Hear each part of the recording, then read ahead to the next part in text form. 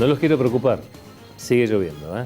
Sigue lloviendo en Bariloche, 3 grados 8 décimas la temperatura. ¿Quiere preocuparse en serio? ¿Quiere subir un poquito la temperatura? Bueno, esto se veía venir, ya había habido varios anuncios de que esto podía llegar a suceder.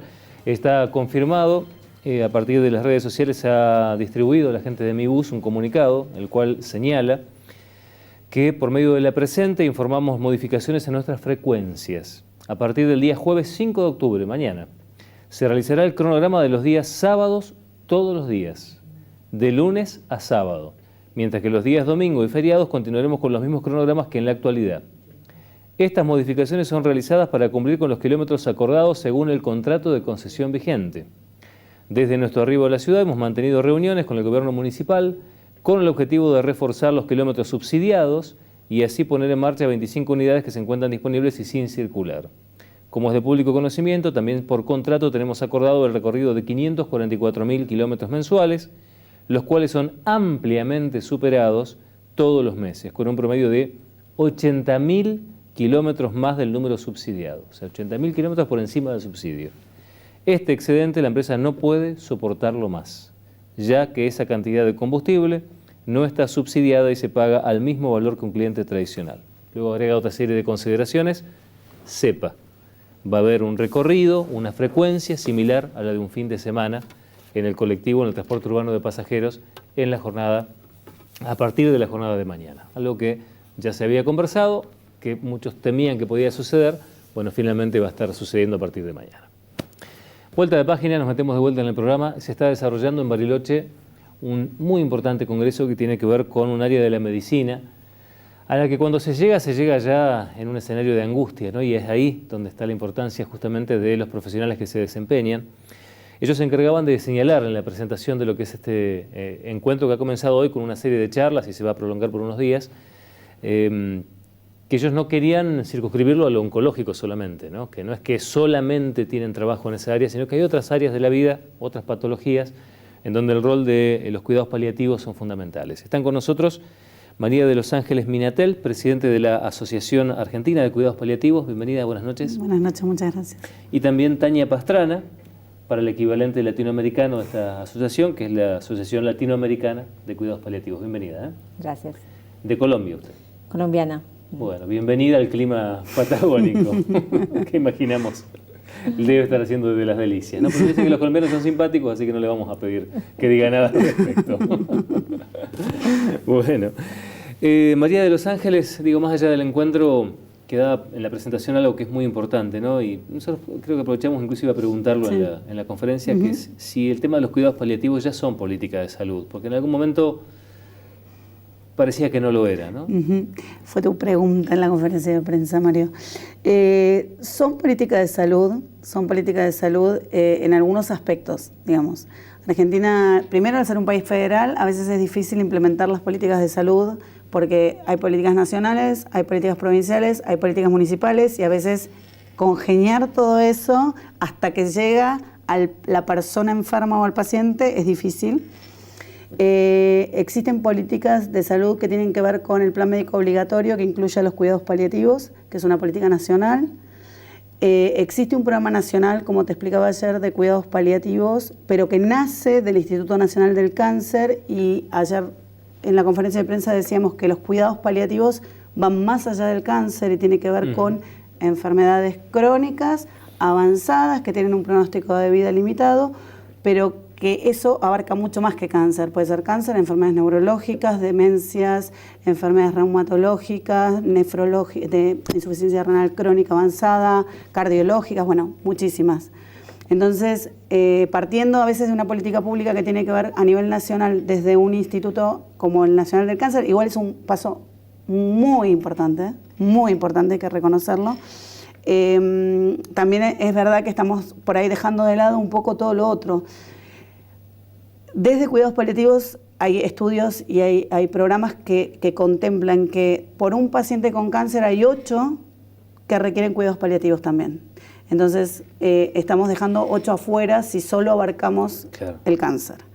Entonces hay que tener respeto y hay que, digamos, saber desde el punto de vista de la comunidad y de los pacientes que tienen derecho a exigir esto igual. Ahora, el cuidado paliativo, o al menos en la experiencia que uno ha podido tener cercana y demás, muchas veces termina siendo una ayuda que no solo llega al paciente, ¿no? Que abarca al conjunto familiar, ¿no? Que siempre se dice, cuando hay un enfermo de esa magnitud en la familia, se enferma todo el conjunto familiar, ¿no? Los cuidados paliativos, en la unidad de tratamiento, primero es una filosofía, para mí, esto es una cuestión personal, pero es una filosofía de vida, ¿sí? Es una filosofía de trabajo y desde la salud tiene que ver siempre con la unidad de tratamiento paciente-familia. ¿Pero por qué? Porque el paciente es una persona y la persona siempre está rodeada de un entorno significativo. Cuidados paliativos no puede trabajar solamente en la enfermedad y en el paciente. Tiene que trabajar con lo que está ocurriendo en ese paciente con esa enfermedad y con su familia, que también es parte del sufrimiento que implica esa crisis y esa amenaza que está pasando en ese momento. Entonces, hay una modificación muy importante en todo lo que es el núcleo paciente-familia. Es imposible trabajar solo en la persona enferma y no ver el contexto familiar o el contexto que lo rodea. Entonces, eso por un lado, y por otro lado, que a la persona y al paciente, que nosotros, más que paciente, es una persona enferma, trabajamos desde lo que es toda la parte física, que es sumamente importante, que tiene que ver con el dolor, con el control de otros síntomas, como puede ser la falta de apetito, la falta de aire, un montón de cosas que acompañan a las enfermedades crónicas avanzadas, pero que también implica una cuestión que abarca la cuestión psicológica, social y espiritual del paciente, simplemente porque es una persona y todos estamos formados por todas estas entidades. Entonces, si no vemos eso, es difícil llegar a trabajar con estas enfermedades. Pastrana, ¿cómo se trabaja cuando muchas veces se entiende que este tipo de situaciones, en realidad lo que se trata de garantizar es el bienestar de la sobrevida, ¿no? De lo que queda de vida de alguien que está en una situación límite? Cuando muchas veces el mensaje que se recibe es de, bueno, la única herramienta es la resignación o el consuelo. Digo, ahí la medicina tiene que aplicar también conceptos duros de medicina dura para que no sea solo eso, si no sería tremendo, ¿no? Sí, el trabajo primero que todo es no solamente del bienestar, nosotros hablamos de la calidad de vida, ¿no? De la calidad de vida hasta el último momento. Y también, por supuesto, un concepto de una muerte lo más pacíficamente posible, ¿no? Entonces, es decir, sin una sintomatología, sin sufrimiento, sin sintomatología no controlada, ¿no? Claro. Y por supuesto, como decía la doctora Minatel, los pacientes al final de vida, no importa qué patología tengan, tienen una cantidad de síntomas que deben ser tratados con, como usted lo dice, con medicina dura, ¿no? Es decir, se necesitan conocimientos concretos, se necesitan conocimientos profundos, médicos, para poder manejar esta sintomatología, pero además de la sintomatología que se maneja también para la calidad de vida, necesitamos un equipo interdisciplinario que también cobija otros aspectos de la persona. María de los Ángeles hablaba no solamente de la parte física, sino también una parte psicológica, una parte social, una parte espiritual, que también tenemos en cuenta para que haya un bienestar, ¿no? Porque se puede tener un síntoma bien manejado, claro, pero si hay otras cosas que están causando sufrimiento, muchas veces no es suficiente, ¿no? Ustedes pivotean en un lugar muy incómodo, ¿no? Que es la reacción natural que todos tenemos de un lado y del otro. A ver, del grupo familiar que tiene un familiar enfermo, de cobijarlo, querer hacer todo para que esta persona tenga un mejor pasar en esa instancia crítica. Y el paciente que ve cómo le está generando esa molestia a los suyos, a los que encima está dejando. Digo, ubicarse en el centro de esas dos miradas que son tremendas, no debe ser fácil. Sí, pero la verdad es que desde el punto de vista de la familia, de pronto algunos pacientes sí comentan esto, ¿no? Que no quieren ser una carga, que no quieren molestar al otro. La verdad, para muchas veces desde el punto de vista del familiar es un privilegio poder acompañar a su familiar, poder darle algunos cuidados, poder leerle, poder peinarle, poder acariciarle todavía, ¿no? Durante hasta que se puede. De manera que sí, y más que todo esto es un proceso, ¿no? Es un proceso que requiere muchísimas conversaciones, muchísimas acercamientos sobre lo que significa la relación entre los miembros de la familia, ¿no? o entre, a veces no es la familia, a veces son una cosa que aprendí aquí en Argentina, el ámbito afectivo, ¿no? Claro. Las personas que le rodean Sí, y sí, sí. que pueden ser familia, pero también Amigos. vecinos, pueden ser amigos, ¿no? Pueden ser de un club, círculos religiosos, lo que sea, ¿no? Que están allí. Entonces, intentamos entender qué pasa con la persona desde un punto de vista también biográfico, ¿no? ¿Qué es la persona? ¿Quién fue? ¿Cuáles son sus deseos? ¿Cómo vivió? Y ayudarle a conservar su autonomía, su dignidad, su calidad de vida, con todos estos factores. Pero si bien sí es cierto que es un balance, ¿no? Para nosotros cada día es un nuevo diagnóstico, es mirar cómo está la situación, qué ha cambiado, qué podemos mejorar, a quién necesitamos, ¿no? Integrar, ya sea, pues no solo el círculo que le decía de interdisciplinario, sino también muchas veces otras disciplinas que necesitamos de llamar, ¿no? Fisioterapeutas, nutricionistas, un ámbito así mucho más amplio, ¿no? María de los Ángeles, el trabajo de ustedes viene de la mano de que la gente deba renunciar a eso que es a veces un motorcito psicológico, que es la esperanza, lo que llaman la esperanza. Porque a veces se entiende eso, ¿no? Sí, se tiene que no hay más esperanza. No hay nada más para hacer. Claro. Esa es la palabra con que derivan muchas veces a los pacientes, o vienen y nos dijeron que tenemos que venir acá porque no hay nada más para hacer. Primero que para nosotros eso es como un mito. Siempre hay algo para hacer. Siempre partimos de la esperanza, nunca partimos de la desesperanza, y a lo mejor lo importante de la esperanza es la expectativa realista de esa esperanza, y en eso trabajamos. La esperanza para mí puede ser dentro de 10 años hacer una cosa, y en realidad lo que uno trabaja es en el día a día. Eso es sumamente importante, y el día a día se construye, como decía hoy Tania, sabiendo las necesidades de ese paciente, evaluando todas las necesidades de ese paciente desde lo espiritual, o sea, es como un conjunto de cosas. Las personas somos historia, eso es importante saberlo. Entonces, de acuerdo a mi historia es como voy a transitar muchas veces lo que está ocurriendo en este tiempo, cómo voy a aceptar un determinado diagnóstico, cómo voy a aceptar un determinado tránsito por mi enfermedad. Entonces, para nosotros es sumamente importante conocer la historia. Nosotros preguntamos con quién vive, qué hacía, si alguna vez tuvo un evento traumático previo a esto, cómo lo vivió. Todas esta evaluación, si cree, si tiene alguna creencia, si no cree en nada, si tiene algún otro motor en la vida, que puede ser pintar, el arte, la música. Para nosotros todas estas cosas son las que en el día a día nos dan la esperanza para ese paciente de ver qué es lo que se puede hacer. Siempre hay algo para hacer. Hasta el último momento, el último minuto, siempre hay algo para hacer. Bueno, disculpa, pero no solamente el último minuto, sino que nosotros vamos más allá del proceso de muerte, ¿no? Ajá. Nosotros acompañamos también a la familia en el proceso de duelo.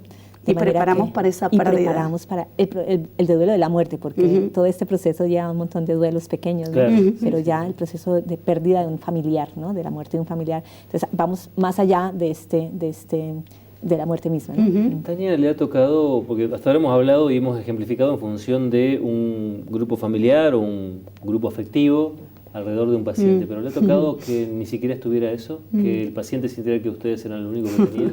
Sí, paciente solo. Sí, claro, y sobre todo, pues yo trabajo en Alemania, donde no es frecuente muchas veces tener latinas, digamos. Sí, todo este círculo alrededor, ¿no? Y muchas veces sí, las personas están solas, y esto, bueno, trabajamos con eso también, ¿no? Con lo que se pueda recuperar de la persona, si es posible todavía hablar, ¿no? De lo que hace. A veces tienen necesidades, por ejemplo, de encontrar algún familiar, algún hijo que no tiene más relación, o hacer estos reencuentros, ¿no? O revincular y también mucho relacionado con el perdón, ¿no? El decir adiós, el decir gracias, porque resolver siempre la los vida, pendientes, ¿no? La lista de pendientes que tenés es como que resolver los pendientes, pero además de los pendientes pueden ser desde el punto de vista financiero, punto de vista de legados, pero se dice que al final de la vida hay cosas muy importantes como es decir gracias, decir perdón y ser perdonado y decir adiós, ¿no? Y que nos quieran.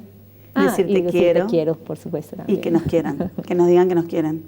Vos que trabajás, María de los Ángeles, en una sociedad más latina, como decía yo recién, ¿no? Donde la soledad tiene otro peso, ¿no? Sí, digamos, nosotros desde cuidados paliativos, a veces el paciente solo es como el paciente difícil, ¿no? Para el equipo.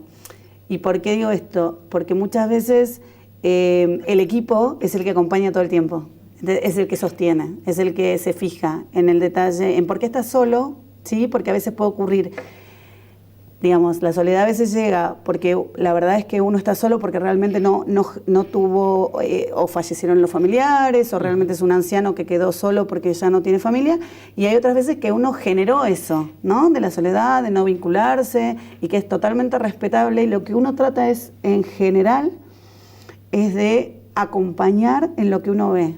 Es muy importante, para mí, en el paciente solo, es no prejuzgar por qué está solo, sino es acompañar en el momento, saber qué es lo que pasa, saber cuál es la necesidad. Si es acompañar, buscar un voluntario que pueda venir, buscamos redes que puedan estar, tratamos de hacer lo que le gustaba, lo que le gusta. Es importante los gustos, es importante los gustos, qué le gusta hacer, qué le gusta comer. Paliativos tenemos como una cosa de concesiones que a veces son difíciles de pensar en otros aspectos, ¿no? Porque por ahí un paciente diabético dicen, ay, no puede comer, no, un paciente hipertenso, y nosotros son gustos que le permitimos, que lo controlamos, que nos fijamos, pero es mejorar todo lo que se pueda en el día a día, el momento para que esa persona esté mejor. Para debatir de todo esto van a estar aquí en Bariloche, ¿hasta qué día? Hasta el sábado a mediodía. Este sábado 7 se termina, tenemos 3 días de...